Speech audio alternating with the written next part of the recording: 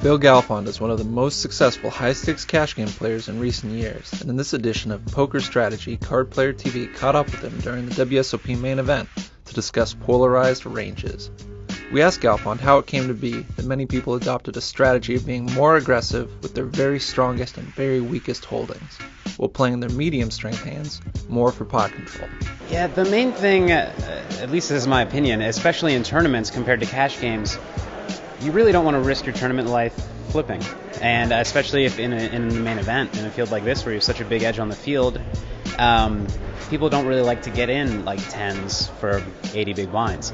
And so a lot of people aren't 3-betting 10s, or they're not putting a lot of money in on the turn and risking a check raise, getting it in, like 50-50 against their opponent's range. So they'll 3-bet at like much stronger hands, aces, kings, and then some pretty awful hands as well. In cash games, it's different because there's no tournament life. You could just rebuy. People that play on Polarized are tougher to play against, but I don't think that necessarily makes it a better strategy, especially in a field like this. In a tough tournament field, absolutely. I think you need to unpolarize your ranges because you're going to want to be 3-betting, you're going to want to be double and triple barreling, and you just don't have enough monsters to be able to do it often enough. Otherwise, you're just going to be bluffing every time.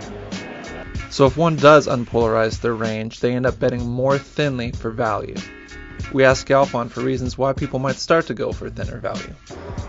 In a cash game, you can decide to make thinner value bets. I mean, you can, first of all, obviously see what people call you down with or see how often they're folding. For the most part, I think if you've shown down a lot of bluffs, it's obviously a great time to start value betting thinner. And especially against opponents who are not tough in that, sure, they can make hero calls and they can make good folds, but they're not going to check raise bluff the river.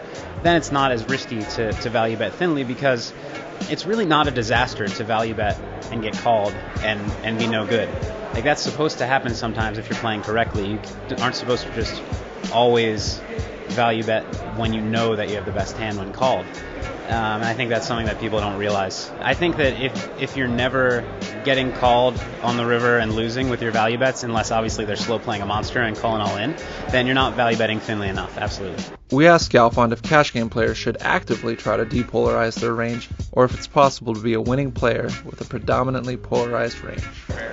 I think it's a very viable strategy, staying completely polarized. I think some people illogically believe that it's unbalanced in some way.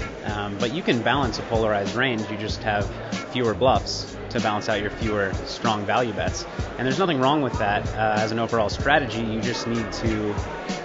It's less tough to play against, that's what I would say. But it's definitely a viable strategy, and especially, like I said, in a tournament like this. Thanks to Phil Galfond for his insight on polarized ranges, and thank you for tuning into this edition of Poker Strategy right here on Card Player TV.